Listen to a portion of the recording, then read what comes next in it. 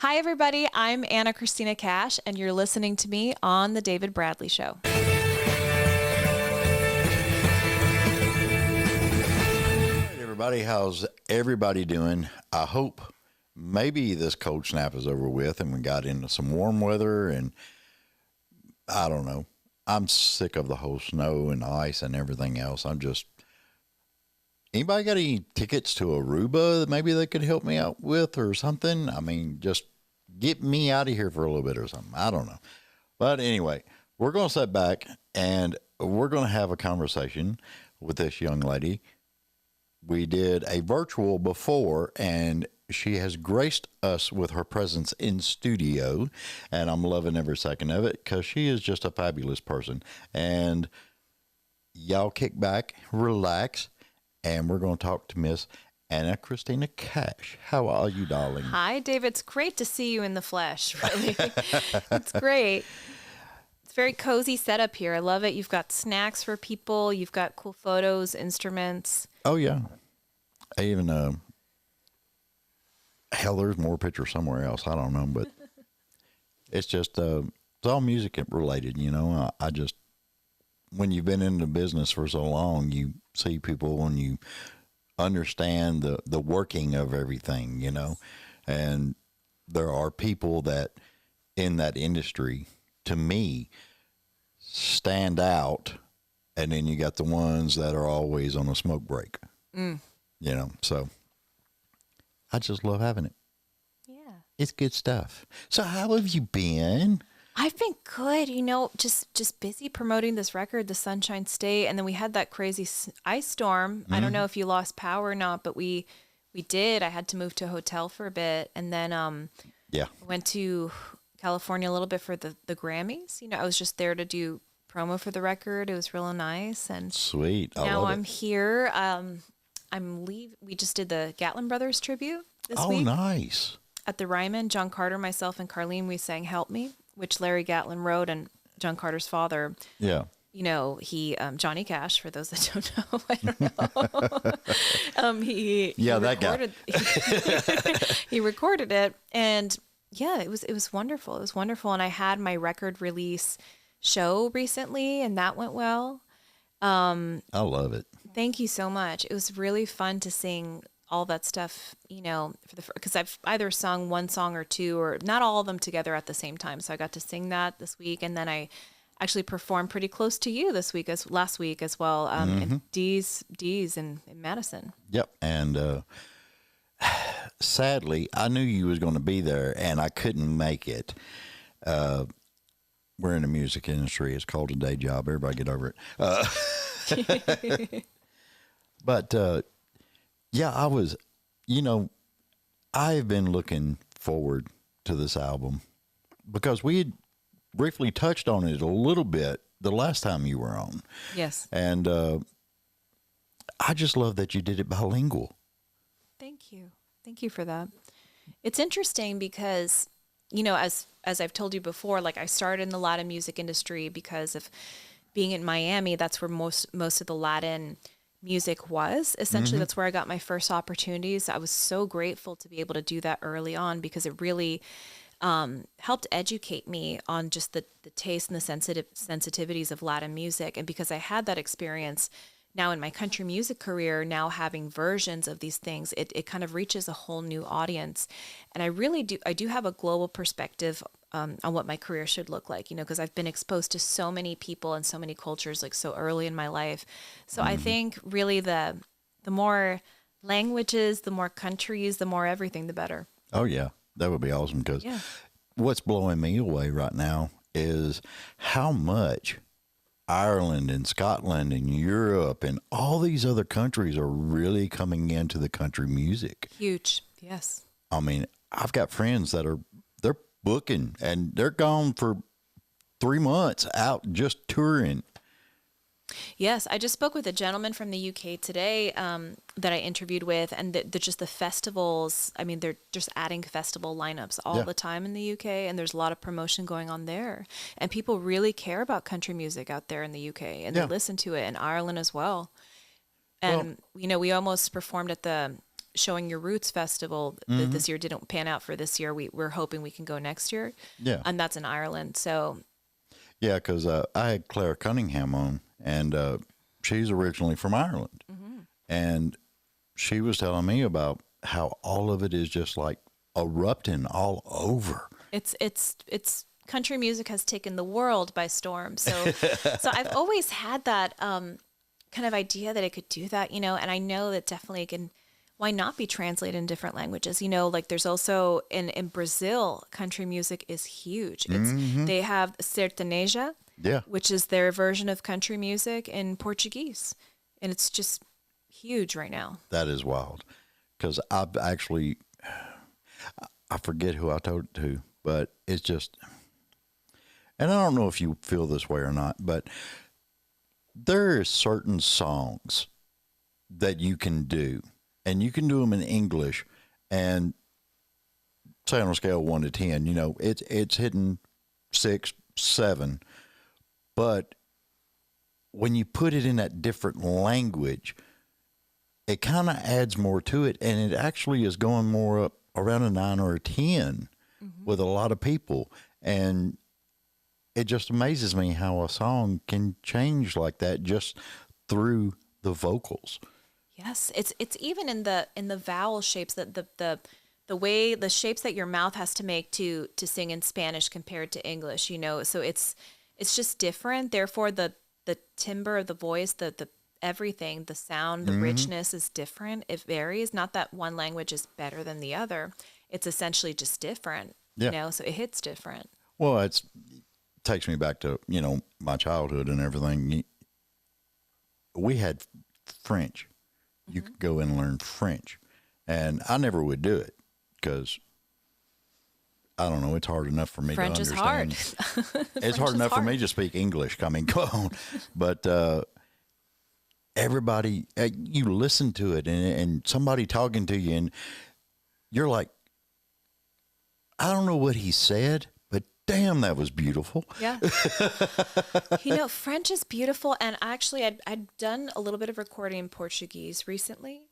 And, you know, and I knew that it would be difficult, and it is. And but I thought, because I can more or less read something in Portuguese, and because of my knowledge of Spanish, I could understand what's going on. Not everything, but I can get a gist of it. Yeah. But when it came around to pronouncing, we had to phonetically spell it out so I could pronounce it, you know, and it is actually more similar to French, and like the kind of like the guttural, the pronunciation and all that, more so than Spanish. So I had no help there whatsoever. I'm like, well, it's like French. Okay. You're on your own. So that actually was pretty tough, but like I do like to challenge myself. I think it's fun to do it. That'll be awesome. Yeah. Because that's the one thing that always amazed me is the U.S. is so diverse, and you do have different people that speak languages and stuff. But I ain't figured out anybody that can understand anybody from Louisiana. There's just something about that the way they talk. I have friends from Louisiana. Or does it get bad? You know, it's interesting. Everyone, like every pocket of the U.S. has their own, I guess, way of not figure of speech, slang, I guess. And I think it's just like the slang differs from anywhere from the Northeast to the West to the Midwest to the South to the bayou areas of like Louisiana. You know, it's just interesting that all of these states have so much character, really. Yeah. Well, I mean, that's what makes us what we are. Yeah. Yes. I think it's cool as all get out. So I want to know,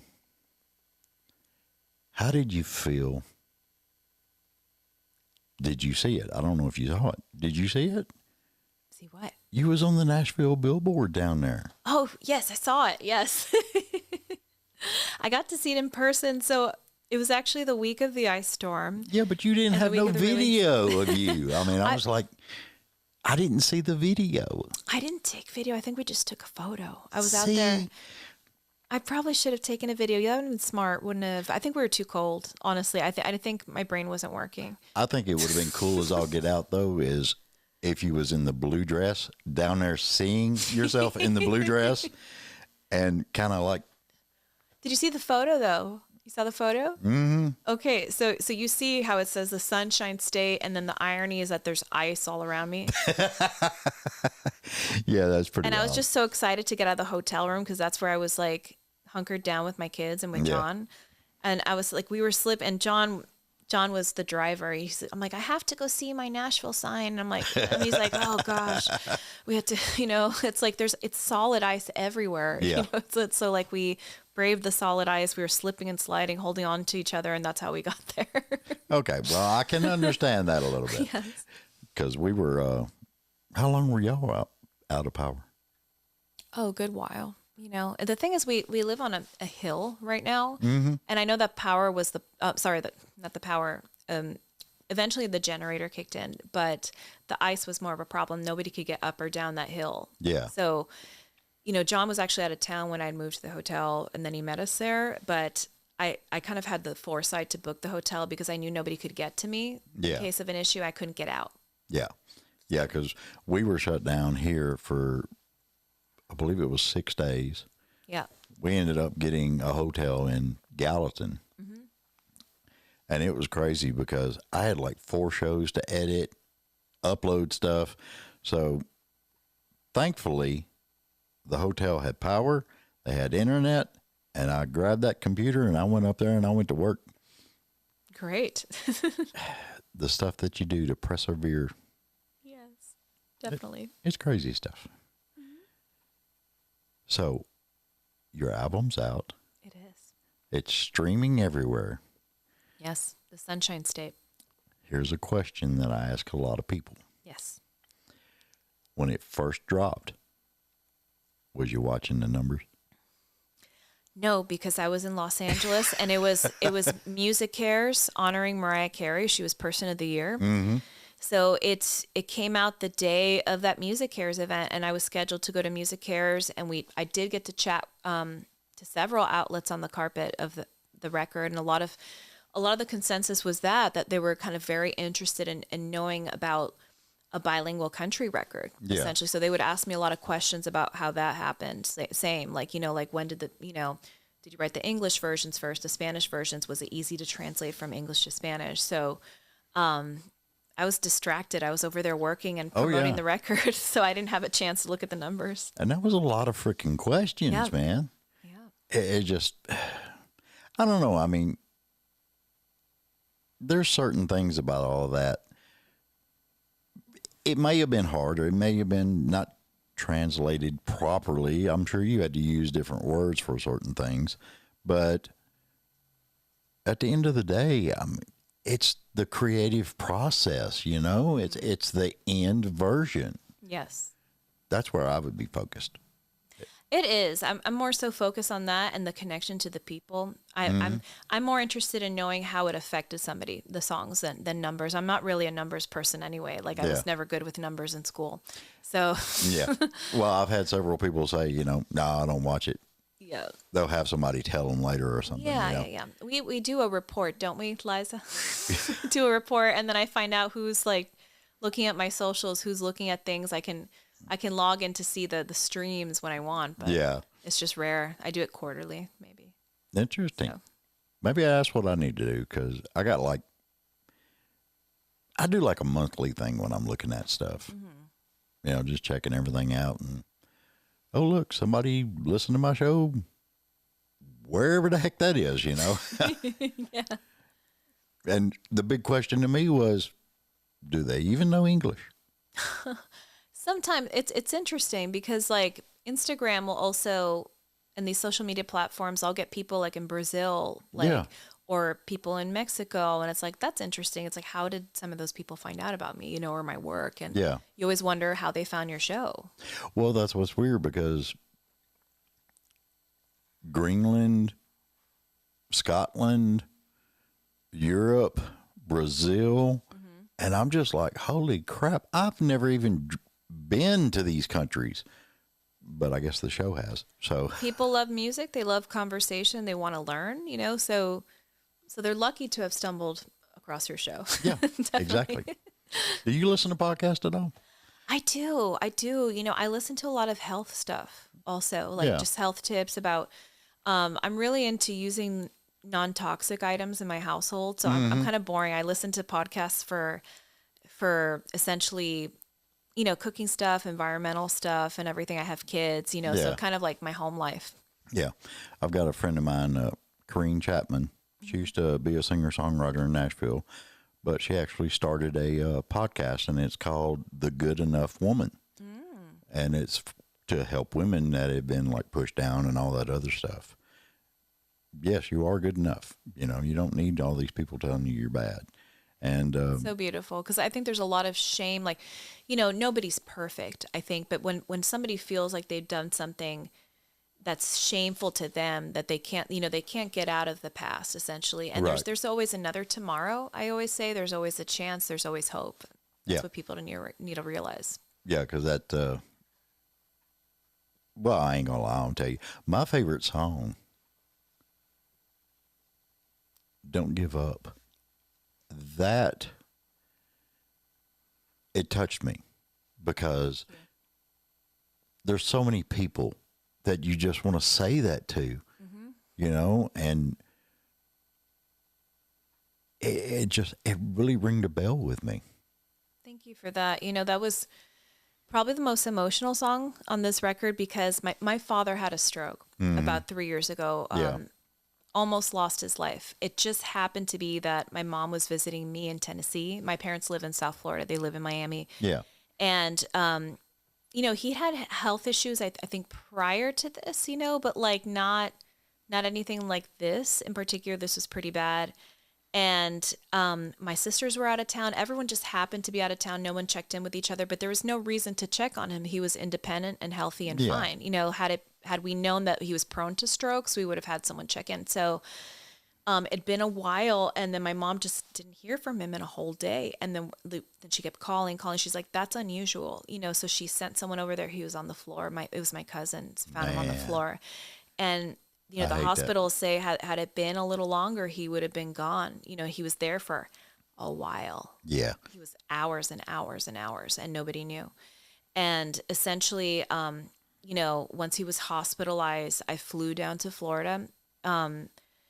He did not recognize me. He didn't recognize my sisters, and that was really hard to see in like the worst shape that he was with that stroke, Yeah. essentially. And he would just react to things, but he could not move. Essentially, right now, my father's in a wheelchair. Yeah. And he gained all of his cognitive recognition, his speech, everything. It's just his motor skills and walking that he has issues with. Like he can walk short distance with help, Yeah. but needs to be in a wheelchair. So he won't travel here anymore to Tennessee or anything like that. So Don't Give Up. I co-wrote with my friend Erica Ender in Florida because Right. I wanted to, she asked me, "How are you feeling? What are you doing?" This was like a year essentially after that stroke, but I still needed something to kind of cope with what I'd gone through because I remember my sister devastated when it was at its worst, both of my sisters, my mom, and for some reason I was devastated too, but I shut down. Like I couldn't even cry when I was there, which is Yeah. odd for me because I'm a very emotional person. I'm empathic and I'm an artist. So the fact that I couldn't even cry like scared me actually. I then cried clearly, you know what I mean? But Yeah. I sort of felt because everybody else was a disaster that I really needed to hold things together. So I don't think I processed it when I was there. I think when it was over, I processed it and I think Yeah. I cried. But it was interesting because we don't know how we're going to react ever in situations like that. Well, I mean, the weird part about it is bad things happen. People actually respond differently. And when my father passed away, I couldn't cry. It took me, sadly enough, it took me almost a year to actually process that, Yeah.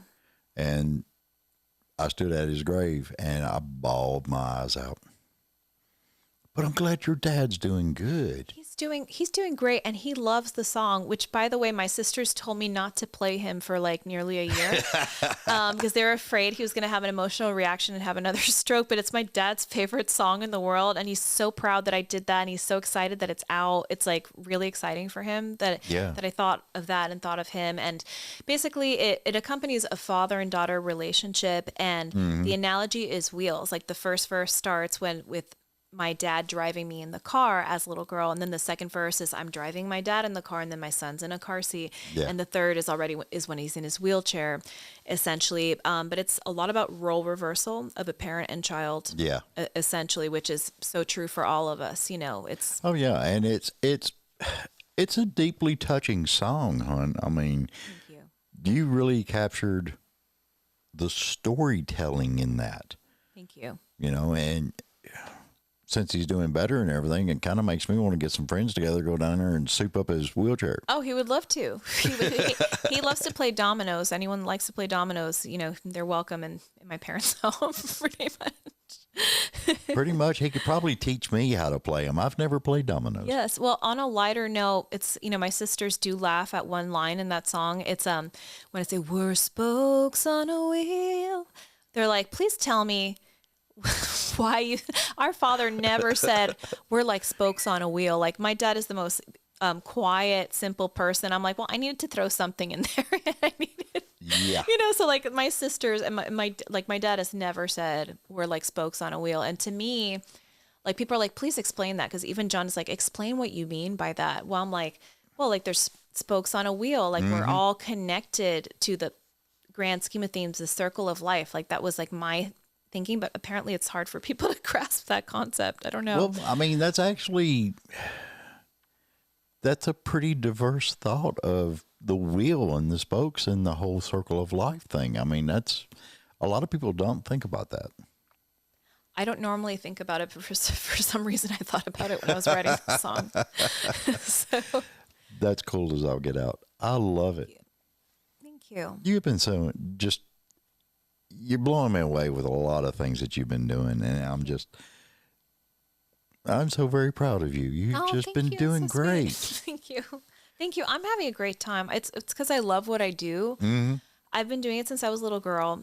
I feel like anytime I work on a creative project, everything changes. I feel like I'm learning all the time. I never feel necessarily content. I'm content in what I do, but I'm never just like, I'm going to hang my hat up. This is done. I'm bored with this. Like I get excited. I get like a little kid. I feel like the same as when I started my career, and it's just exciting. And I'm, so many people, like my friend Emilio Estefan, actually, who I did the Christmas song with in December.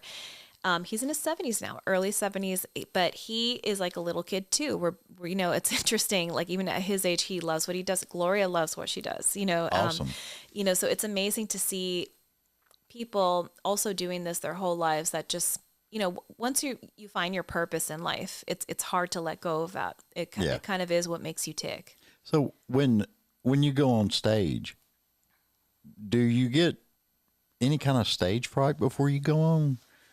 Stage fright? I've heard different reactions on it, and a lot of people, and the reason I ask that is because you love that. You love doing what you're doing and the whole creative process. So I was just curious. There always is an element of a little bit of tension, which I think is very healthy for the performer. I've even talked to my husband, John, about it. Johnny Cash, who was an incredible performer. He was always a little bit nervous before he got on stage, John would say as well. So for me, it's the same. There's always that like, okay, I want to do my best for people. I want to make, you know, it depends on what kind of shape you're in vocally. If your vocals, you know, it's like not the best voice day, you want to like persevere and like get through the songs. Depends on how prepared you are, how well you know the lyrics of what you're singing that day as well. I think preparation helps with nerves. I think it helps with performers. Yeah. But I think to be a performer, I think you need to have a little bit of nervousness to help. I actually think it helps. Yeah. That's cool. Because, you know, everybody's heard the stories, you know, he was drunk when he got to the stage, you know, or they're sick, they're throwing up, they can't do. Yeah, no. But I find it interesting how different people deal with it. And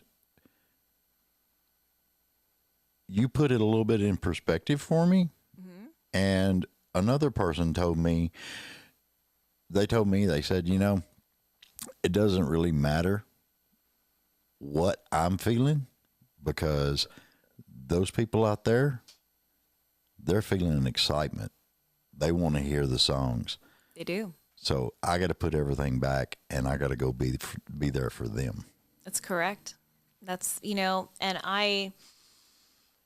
the reason why we're there as musicians is to make people forget their problems. Yeah. Essentially, that's the biggest highlight of my life, is that like somebody is paying, or somebody took the time to drive somewhere where I'm performing, so that I can make them feel better for whatever they're going through, or like they want to celebrate, they want to have a good time, because life isn't easy. It's not easy. No, it's not. And that's been one of my standpoints on all of this is, I don't know, I'm weird, I guess, but I just feel like every song deserves to be heard.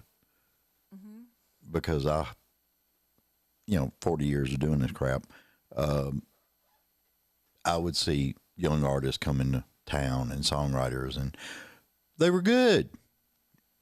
But then for whatever reason, whatever happened, they left and went back home, went a total different direction. And I'm like, man, if I could just have that shoebox or that milk crate that those songs are stuck in, yep, I would love to hear them. Yeah.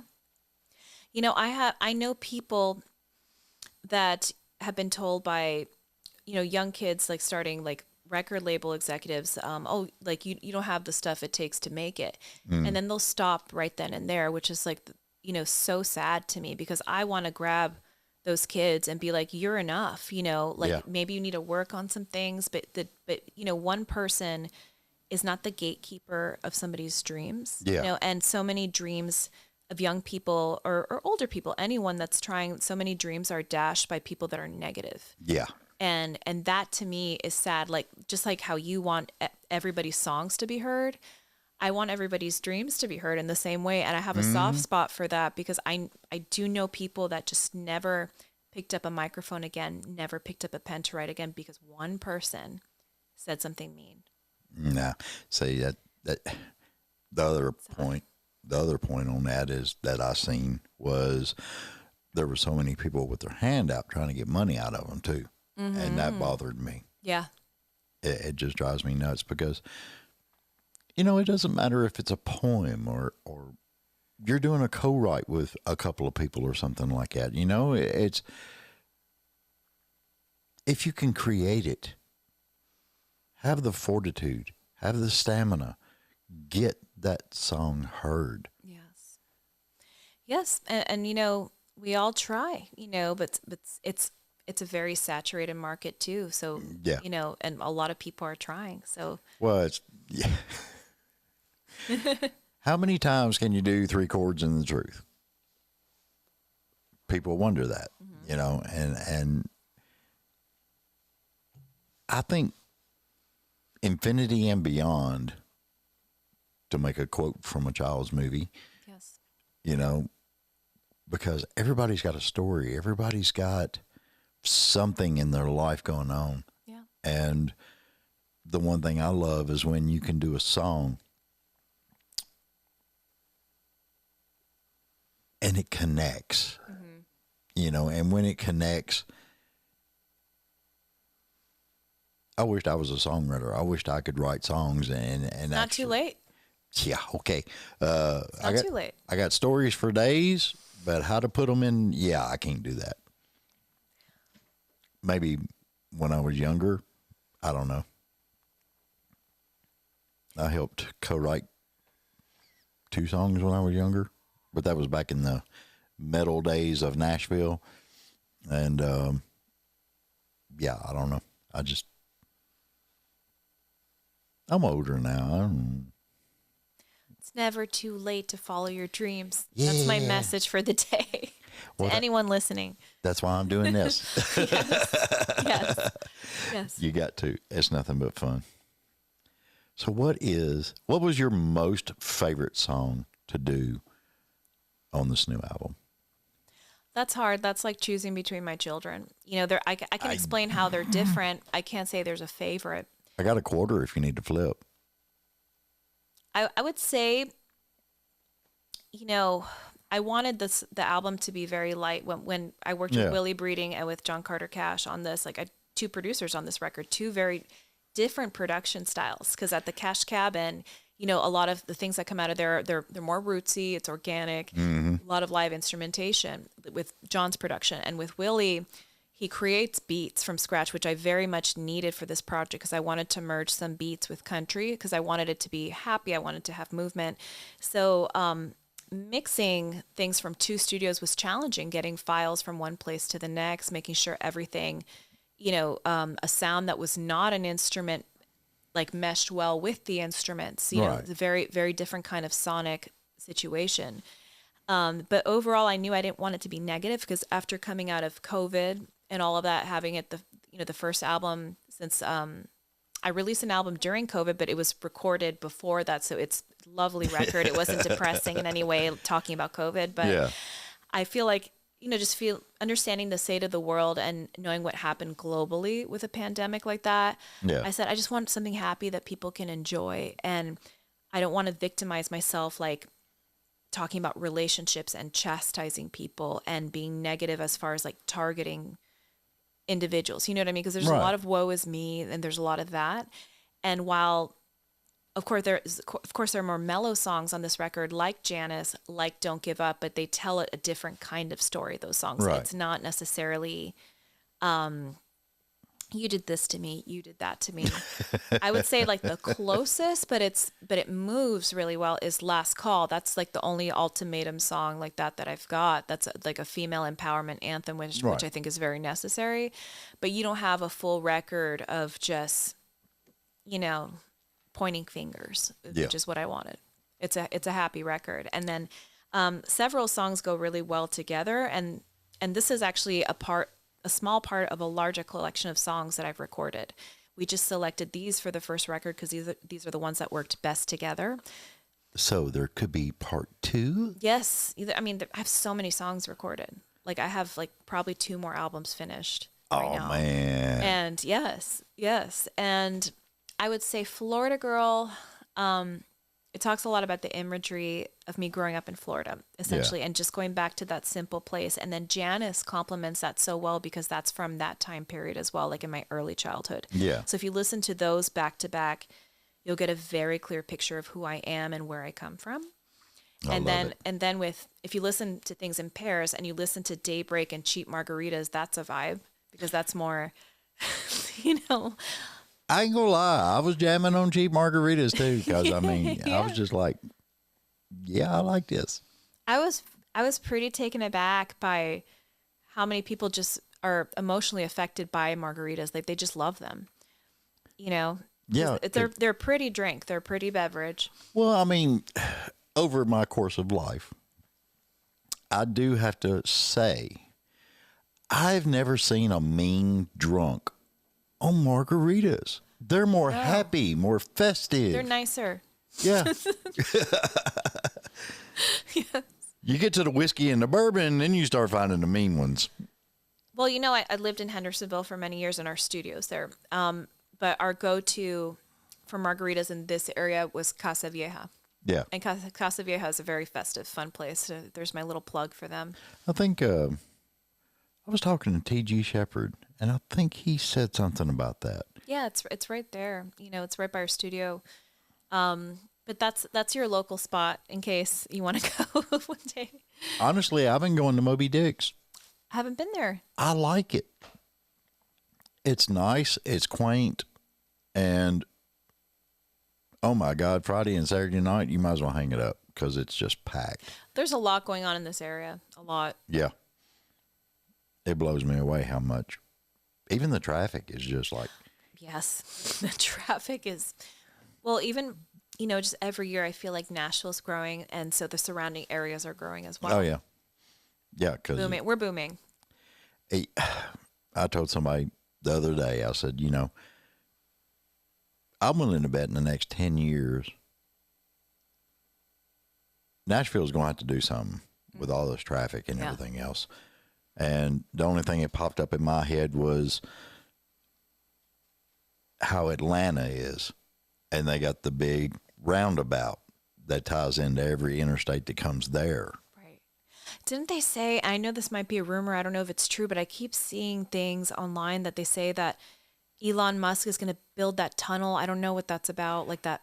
That's what I heard. Yeah. I don't It's know. called Boring Company, I think it's called. I have no clue. I don't even know if it's going to happen, but I just heard a rumor. I don't understand the cars in the tunnel. They just go back and forth, back and forth. I don't know. I have no clue. It drives me nuts. Yes. So when you get all this released and everything's done, and hopefully you'll have that other music and get that other album out, and I'm just like, I can't wait. So I just heard today. So John and I are going to play the Opry on March the 5th. Nice. Yes. Yes, we just got message today to see if we were available, and I said yes. I didn't ask John. He's not in town, but I'll try. I told him we were available. Here's the thing. Yes. You're married to the man. Yes. He better do what he, what you tell I him know to do. he's in town. Like I saw the schedule. I'm like, I tried to get him on the phone, but he's actually in Jamaica right now. They're doing I'm jealous. a document. Well, it's for work. It's a documentary on where his parents lived in Jamaica, essentially. So he's out there, and they're actually filming him going around and everything and talking. But I know we'll be in town essentially. So Yeah. My biggest memory of Johnny was when I was younger. I think I was like 19. I worked at a fence company. yeah. And one of the houses down the street from Johnny's, we had to go put a fence up. And we left at lunch to get something to eat. And the boss was like, "Hey, there's Johnny," and honked the horn. And Johnny was in the front yard. I don't know what he was doing. We just drove by, but he just had the biggest smile and just waved. And I was like, dude. And I've remembered that, oh God, I'm telling my age, 40 years. That is stuck with me, that he didn't just like ignore me or just ignore the horn on the car honking or anything. Right. He actually throwed his hand up and waved. And I was like, dude, he's all right. Yes. Well, I see behind you got the signed Johnny Cash photo. Yeah. And I see you've got Waylon and Willie as well. Yeah. You've got And the weird part about it was last Saturday morning, I'd never been.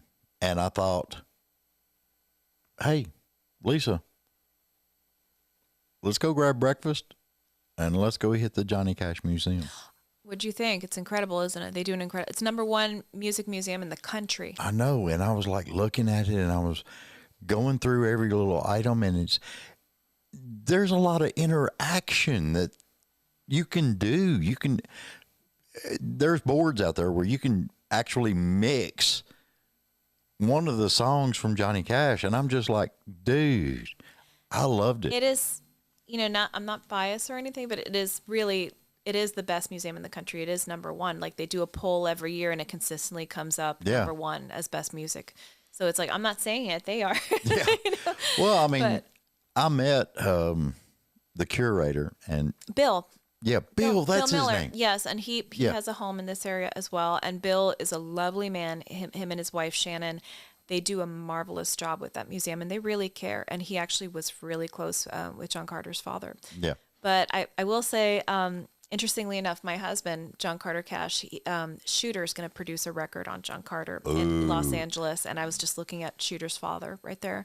That will be good. That's going to be really cool. Yeah. See, that's what I like, because you hear stories about, the kids don't follow what the parents did. Mm-hmm. They go their own little route.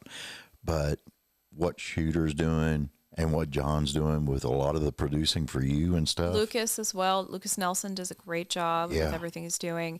But it's interesting because it's, while you cannot, and like John Carter's always received this kind of feedback, like, oh, he doesn't sound like his dad, this and that. But it's like everyone's taken their own course. They become their own individual. They become their own person, And Exactly, I because think that's very important. my dad's voice is actually a little bit deeper than mine. Hmm. It's weird. That's cool. It's crazy. My parents don't sing, but they appreciate music.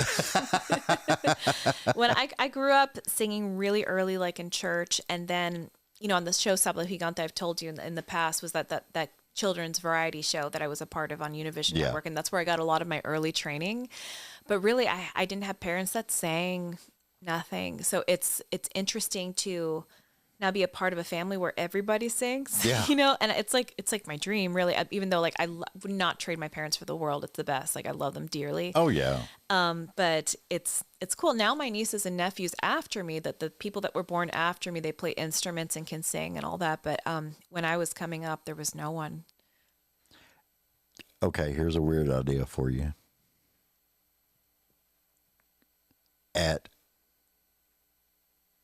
When everybody gets good at what they're doing, Cash family, cut a couple of songs, have them all play the instruments and everything else, and just. Oh, I met my family in Florida. Oh, your family in Florida. Oh, My bad. I'm sorry. my family of origin, yes. But you know what? My daughter, who's 8, does sing. So yes, maybe Well, down you the could line do that. we could do that. We do a children's thing. And my son, that's 4, he's playing drums and piano. But yes, what I meant was like my nieces and nephews from Florida and all Okay. that. But But my kids though are playing instruments. So It doesn't matter. Get John to produce it. Put it together. yeah. My daughter would be all over it. Oh, yeah. She would. It would be fun. Anytime I've performed on the Opry or John, she wants to be backstage, but she tries to like run on stage every time. And she's played with us before. She's been on there, but I just love that everything's staying in the family. You're just having fun with it, and I just love that. And that's one thing that I really liked about Shooter, how he done his music and stuff, and now he's into producing stuff, and he's knocking it out of the park. yeah, like he did that Randy Carlisle production. Yeah. So many things. So cool. So yeah, that's gonna be an exciting project. It's going to be fun. Well, honey, we got to get off here, and I appreciate you so much being on here. Thank you. I'm happy to see you in person. I really am. Your studio is fabulous. Well, thank you very much. And your snacks look fabulous. I'm gonna steal a couple. Yeah, we're going Definitely a Diet Coke. Yeah, we're definitely going to get you a Diet Coke. And we're going to tell everybody where they can find you. Yes. So AnnaCristinaCash.com, and on socials, on Instagram, I'm Anna Cristina Cash, as well as X, Threads, and Anna Cristina Cash Music on TikTok. Awesome. I love it. And y'all go and stream all of this girl stuff, The because Sunshine State is the newest record. I loved it. I mean, it just, when y'all stream it, pay attention to that whole bilingual thing in it, and y'all are going to be amazed at how it actually adds to that whole album. It's funny, when you were just saying that, I thought you were saying, when you listen to it, pay attention to it. I thought you were just going to end there. No. So, No, I had to put my 2 cents in. yes. Perfect. Perfect. Well, I love that. Thank you for the support. Thanks for having me on the show again.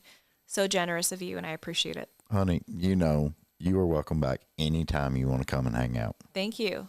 This was fun. I really appreciate you being on. All right, everybody, tell everybody bye. Bye. I'm like, which camera do I look at? There's a few. There's Bye. 3.